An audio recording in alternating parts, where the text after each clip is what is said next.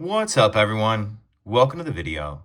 Today we're going to take a look at how to replace the battery in this 2025 Toyota Sienna remote key fob. This Toyota Sienna key fob is going to use replacement battery CR2450, and I'll put a link in the description box of this video to where you can find these replacement batteries if you're in need. So the first thing I'm going to do is grab the key fob, and we're going to remove the emergency key that's in the bottom of it. That's done by pressing this release on the back of the fob that my finger's on, and the key will pull out like that.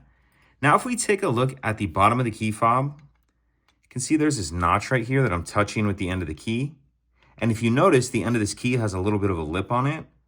So what I'm going to do is take my key and push it in that notch, make sure it's all the way pushed in like that. Then I'm just going to twist the key like I'm opening a lock. And you can see it starts to split the case apart. And then before I open it, I'm going to flip it so the buttons are facing down, and then pull the back off, and we see our battery right here. Now I'm going to use my key to get on the edge of the battery right here and get it out of that holder. Now I'll grab my new replacement battery, and you want to make sure that you're installing the replacement battery with the plus side up, positive side up. And I'm going to tuck this edge in first like that, and then snap it down into place. And then if your circuit board has moved around at all, make sure it's sitting down in that clear rubber piece like that where it needs to be. And then we can snap the two halves back together, slide the emergency key back in, and that's it.